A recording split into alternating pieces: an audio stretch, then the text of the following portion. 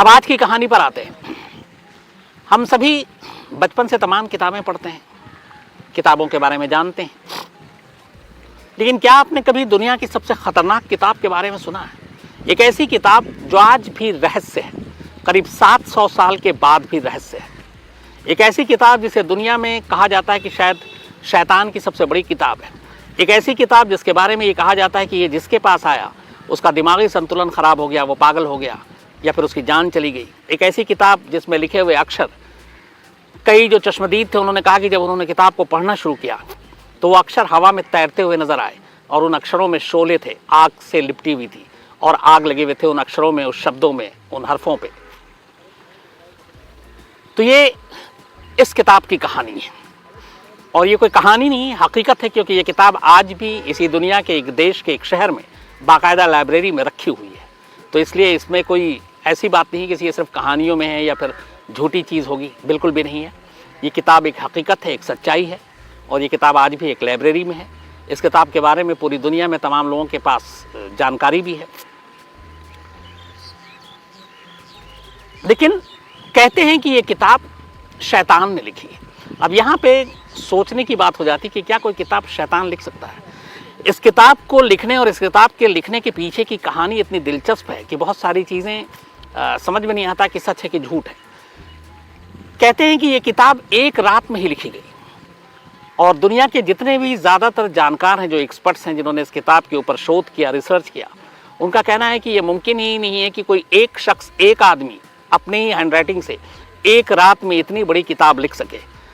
बल्कि कई लोगों का ये कहना है कि अगर एक ही शख्स इस किताब को लिखे और लगातार डेली लिखे, रोज़ाना लिखे, तो कम से कम इस किताब को कंप्लीट करने में 20 से 25 साल लगेंगे। कुछ का तो कहना है कि 30 से 35 साल लगेंगे। ये किताब कागज़ के ऊपर नहीं लिखी गई, ये किताब चमड़े के ऊपर, जानवर के चमड़े के ऊपर, बल्कि कहते हैं कि इसके लिए गधे का चमड़ा इस्तेमाल किया गया था और उसके ऊपर लिखी गई और पूरी एक रात में ये किताब लिख दी गई। और यही चीज़ दुनिया मानने को तैयार नहीं है कि एक रात में इतनी बड़ी किताब कोई लिख सकता है। अब ये किताब है क्या? तो एक होली बाइबल है, ये आप सब जानते हैं। बाइबल में सारी अच्छी चीज़ें हैं और क्रिश्चियन का ये एक होली बुक है और बाइबल के बारे में शायद बताने की ज़रूरत नहीं है। इस किताब का नाम डेविल बाइबल है। डेविल बाइबल यानी कि शैतान की किताब। और ये किताब एक और नाम से भी पूरी दुनिया में मशहूर है और वो है कोडेक्स गिगास। तो डेविल बाइबल और कोडेक्स गिगास इस किताब का नाम है।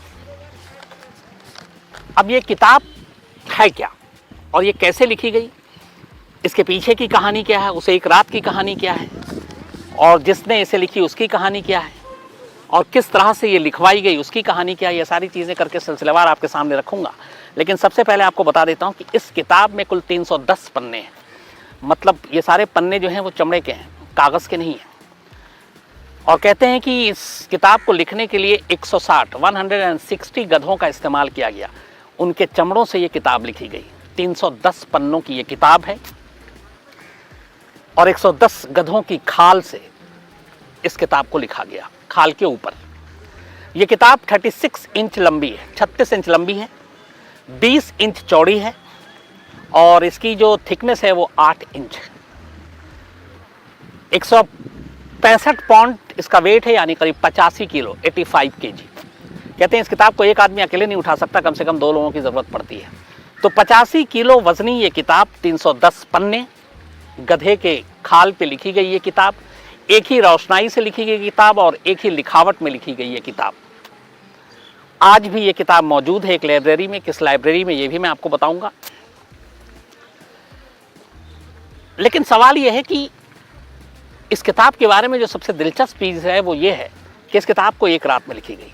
अब सवाल ये है कि 310 पन्नों का किताब जिसका वज़न है करीब 85 किलो, एक रात में ये मुमकिन है लिखना या नहीं है?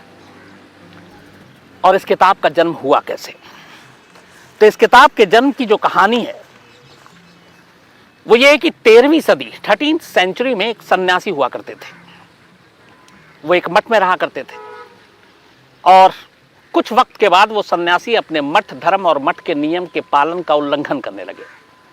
ये बात फैली वहाँ के राजा तक और इसके बाद ये हुआ कि मठ धर्म और मठ के नियम का उल्लंघन करना जुर्म था, और ये सन्यासी जिनको सन्यास का सारा पालन करना चाहिए था उन्होंने नहीं किया। इससे पूरे मठ का जो नियम है वो खतरे में आ गया। तो इस मामले को बहुत गंभीरता से लिया गया और इसी के बाद इस सन्यासी को उस वक्त के राजा के सामने पेश किया गया। ये चेक गणराज्य की बात है, चेक रिपब्लिक, चेकोस्लोवाकिया जिसे अभी हम कहते हैं जो देश है, ये वहाँ की कहानी है। तो ये सन्यासी जब इसने सारे नियम तोड़े, बात राजा तक पहुँची, राजा ने सारी चीज़ें सुनी, पता किया, जांच कमेटी बैठी। इसके बाद ये जांच रिपोर्ट आई कि हाँ, इस सन्यासी ने सन्यास के धर्म का और मठ के नियम का उल्लंघन किया है और इससे पूरी मठ और सन्यास जो लोग हैं सन्यासी वो बदनाम हो रहे हैं। इसी के बाद राजा ने फिर अपना फैसला सुनाया और फैसला ये था कि इस सन्यासी को जिंदा दीवार में चुनवा दिया जाए। इसमें दो चीज़ें, एक जगह पे है कि दीवार में और एक जगह है कि जिंदा ताबूत में इसको बंद कर दिया जाए। ये सज़ा सुनाई गई, मतलब सन्यासी का मरना तय था। अब कहानी आगे ये है कि फिर इस सन्यासी ने अपनी जान बचाने के लिए राजा के सामने एक प्रपोजल रखा, एक प्रस्ताव। और प्रपोजल ये था कि उसने कहा कि वो एक ऐसी किताब लिखेगा जो पूरी मानव जाति के लिए बेहद अच्छी किताब होगी और ये किताब खास तौर पर मठ को हमेशा के लिए गौरवान्वित कर देगा। जिस मठ के नियम का उल्लंघन करने की वजह से मठ बदनाम हुआ, इस सन्यासी ने राजा के सामने कहा कि उसे एक मौका दिया जाए, उसे ज़िंदगी दी जाए और वो अपनी इस गलती को सुधारेगा और वो एक ऐसी किताब लिखेगा जो पूरे मानव जाति की भलाई के लिए होगी और मठ के लिए ये एक बेमिसाल किताब होगी। राजा ने उसकी बात सुनी, उसके सामने एक शर्त रखी। उसने कहा ठीक है, मैं तुम्हारी जान बख्शने को तैयार हूँ, शर्त ये है कि ये जो तुम किताब लिखोगे ये किताब एक रात में पूरी हो जानी चाहिए। अगर तुमने ये पूरी किताब एक रात में लिख दी, सुबह तुम्हारी सज़ा को हम माफ़ कर देंगे और तुम्हें ज़िंदा रहने के लिए छोड़ देंगे। सन्यासी राजा की इस शर्त को मान गया। उसने कहा ठीक है, मैं एक रात में इस किताब को कंप्लीट करूँगा।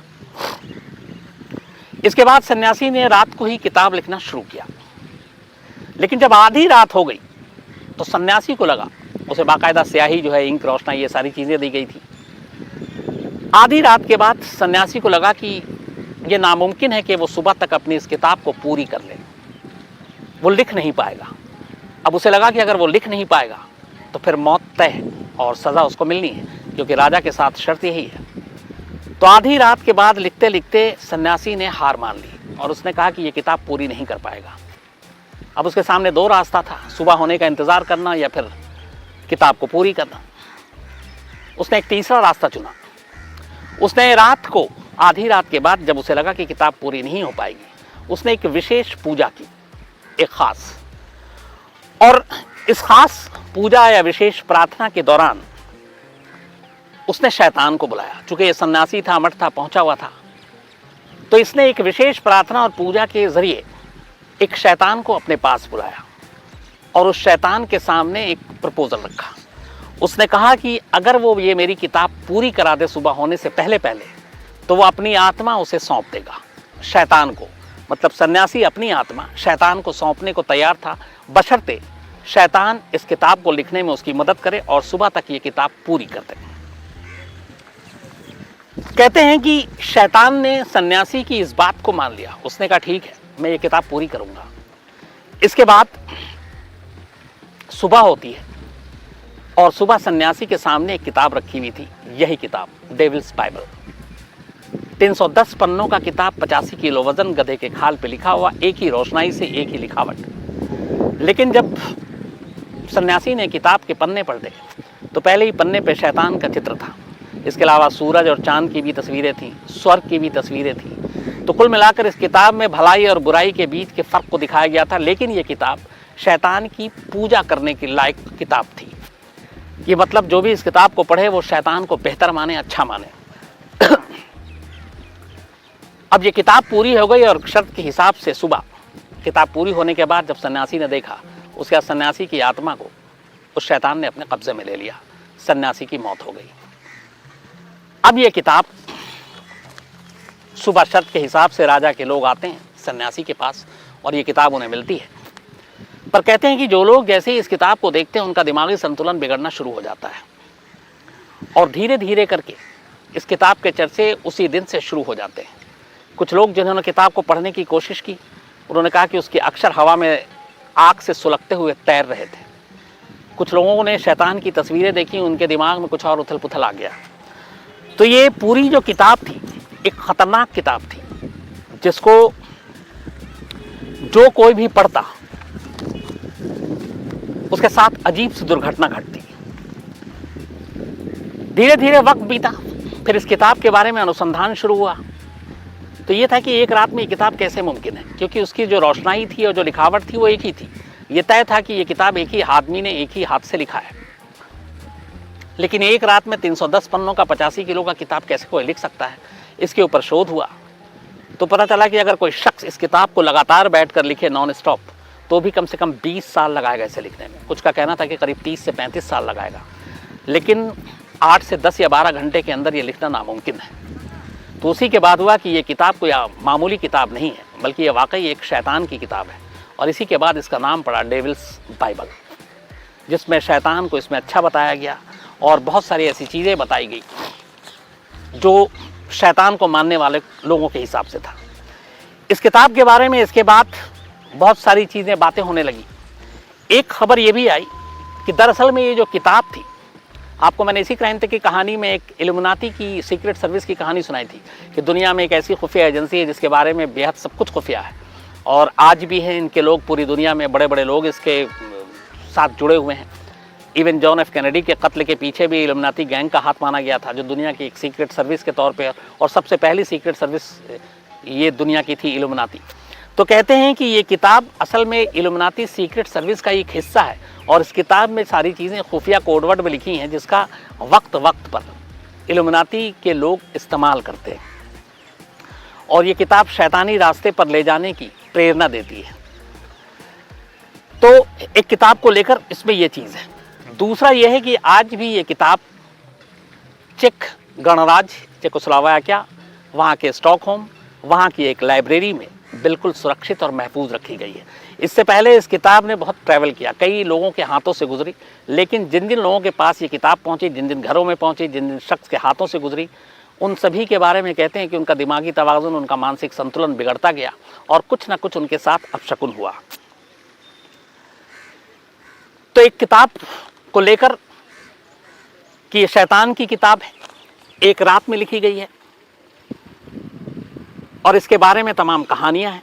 लेकिन आज 700 साल हो गए, ये 13वीं सेंचुरी की बात है, अब हम 2021 में आ गए, तो अभी भी ये पुख्ता तौर पे कोई नहीं बता पाया कि ये किताब एक रात में लिखी गई या कब लिखी गई। लेकिन जितने सबूत हैं वो ये है कि एक रात में ही ये किताब लिखी गई थी। ये किताब शैतान ने लिखी, इसको भी मानने वाले लोग तमाम मौजूद हैं, और उसकी वजह यह है कि ये किताब आज भी एक महफूज जगह पर है।